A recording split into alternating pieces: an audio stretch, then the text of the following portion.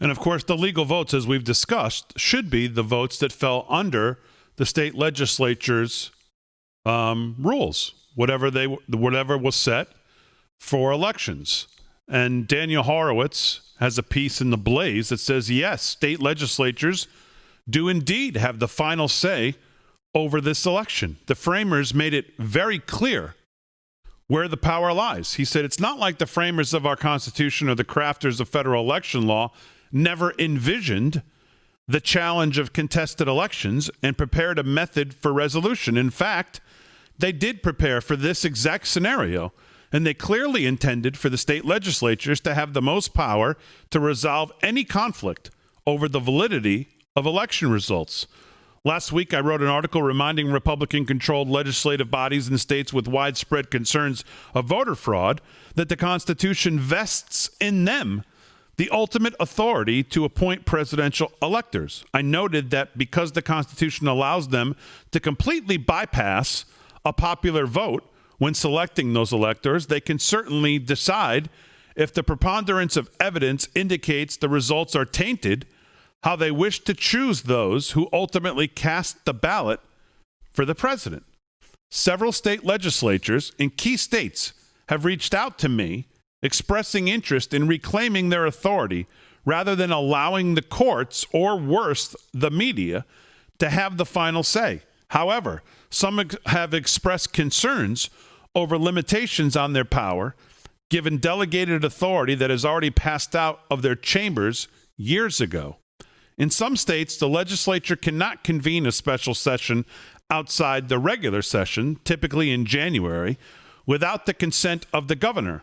Lawmakers from these states are concerned that they might not be able to convene without the green light from a Democrat governor who clearly has no interest in further investigating election fraud. Other legislators have raised questions about whether they can reclaim their constitutional power to select the electors after they have already delegated the authority to the political parties based on the winner of the popular election. The answer to both of these concerns lies in federal law. 3 U.S.C. Section 2 states clearly, quote, whenever any state has held an election for the purpose of choosing electors and has failed to make a choice on the day prescribed by law, the electors may be appointed on a subsequent day in such a manner as the legislature of such state may direct. Thus, even if we accept the argument that legislators cannot abolish the popular election and return the original practice without passing a new statute, which would require the signature of the governor, that is not what we would be doing here.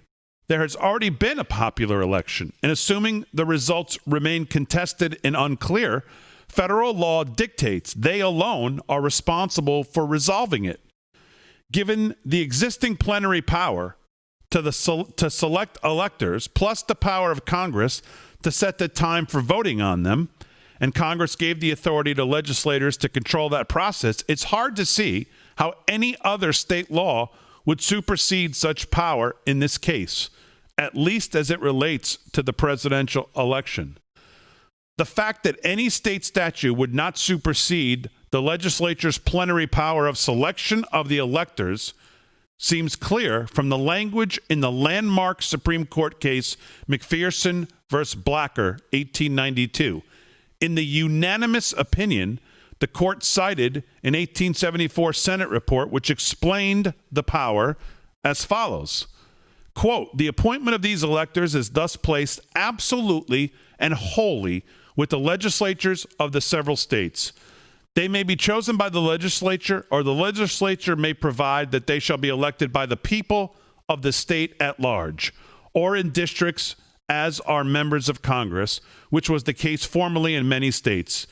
And it is, no doubt, competent for the legislature to authorize the governor or the Supreme Court of the state or any other agent of its will to appoint these electors.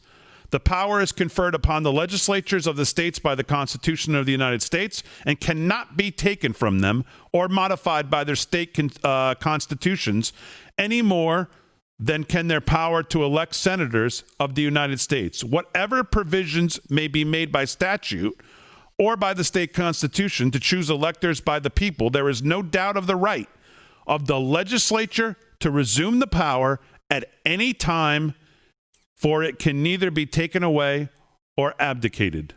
Accordingly, Mr. Horowitz says, we see that even without the federal law, it's clear that such a degree of plenary power cannot be abdicated by state statutes. Therefore, there is never a scenario when they would need the consent of the governor either to convene or to pass a new statute. And this goes on for quite a while, and he closes by saying, it's the job of the legislatures to investigate all of this information. If they determine that the fraud is sufficient to negate the unofficial results of the election, then they should demand that the governor hold a new election without mail-in ballots. If the governors in those states refuse, then it would be time for the legislatures to exercise their constitutional power. The only people who see no fraud are those who refuse to investigate. Any Republican who was elected to state office in Michigan, Wisconsin, Pennsylvania, and Georgia who refused to join such an investigation are clearly unworthy of their office.